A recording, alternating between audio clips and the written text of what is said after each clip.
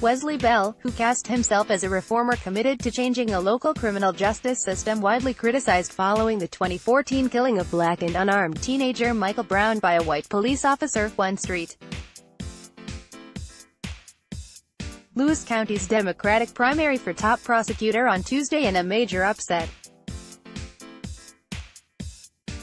Bell, a city council member in Ferguson, Missouri, where Brown was killed, defeated Robert McCulloch, who had served in the prosecutor's post since 1991.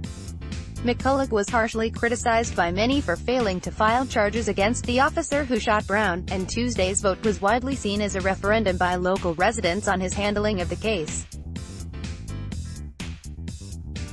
Bell's primary victory effectively means he is set to become St. Louis County's next prosecuting attorney, given that he faces no Republican challenger in November's general election. Bell, 43, campaigned on pledges to never seek the death penalty, eliminate cash bail for nonviolent offenses, publicly oppose legislation that would create new mandatory minimum sentences for some crimes, and adopt other policies that advocates for criminal justice reform favor. He won the endorsements of numerous progressive groups, including influential political action committees such as activist Shaun King's Real Justice and Color of Change, both of which focus on electing reform-minded prosecutors. Ferguson, Missouri, City Council member Wesley Bell won the Democratic nomination for top prosecutor in St. Louis County on Tuesday, scoring a major upset over an entrenched incumbent. Still, Bell faced criticism from some progressives for his past work as a municipal court judge in the region. They complained that he issued excessive fines and fees that had especially negative impacts on people of color. These results demonstrate that voters care passionately about crucial civil rights issues, from the unjust use of cash bail to how long people are sitting in our jails because they can't afford to pay, to demanding their prosecuting attorney be transparent on his office's work, said Jeffrey A.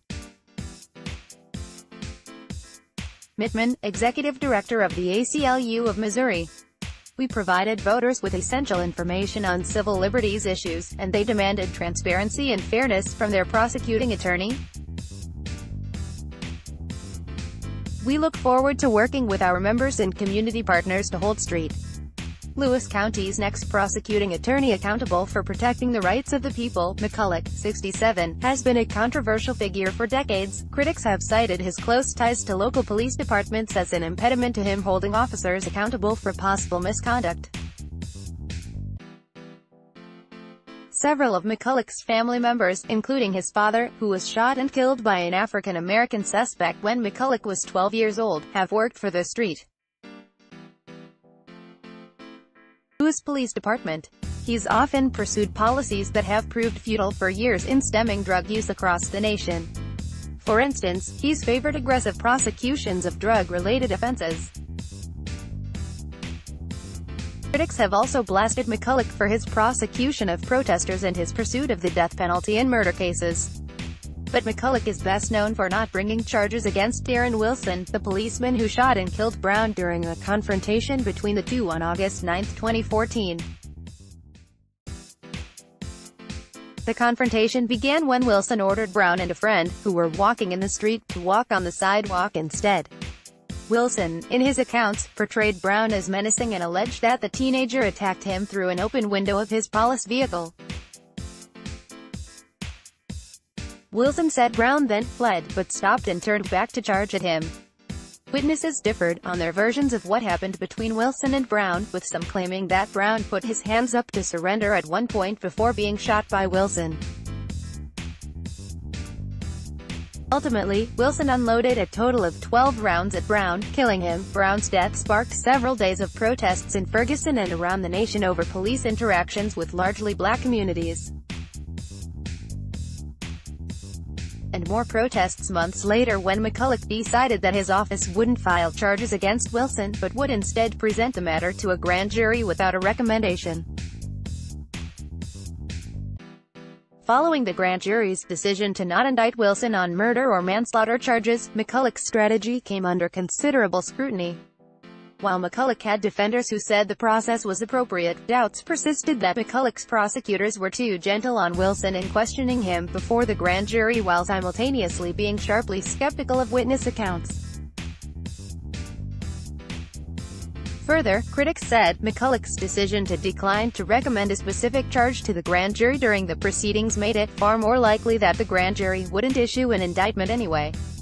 Washington Post columnist Dana Milbank termed McCulloch's grand jury proceeding a joke. Critics also said McCulloch should have recused himself from the case because of his close ties with police and let a special prosecutor take over. In 2015, a Justice Department investigation concluded that Wilson did not violate Brown's rights. While Wesley Bell's victory may come as a shock to many around the country, it's no surprise to the color of change PAC or to many in the black community, said Rashad Robinson, spokesperson for the Color of Change PAC. In a statement, this ousting of a 27-year incumbent shows the country what black voters have demonstrated for decades, that we demand to be heard and that we will make criminal justice reform a ballot box issue in 2018 and beyond. Prosecutors are among the most powerful agents in the U.S.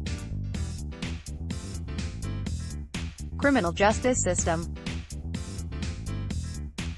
They have unrivaled access to the evidence that can determine a person's guilt or innocence, and broad powers in determining how aggressively to pursue possible criminal charges against individuals. 95% of elected prosecutors are white, and 79% are male. Only 1% of prosecutors are women of color. The majority of prosecutors, 85%, run for election unopposed. They are rarely punished for misconduct, and a 1976 Supreme Court ruling gives them absolute immunity from civil suits. This article has been updated with a statement from the Color of Change PAC and the ACLU. HuffPost is committed to covering the role of elected prosecutors in America's criminal justice system. To reach Matt Ferner with tips or story ideas, email matt.ferner@huffpost.com. Read more. If you want to totally change America's criminal justice system, you need a plan. The Ferguson protests worked. Obama has some regrets about Ferguson response. Download. Do you have information you want to share with HuffPost? Here's how.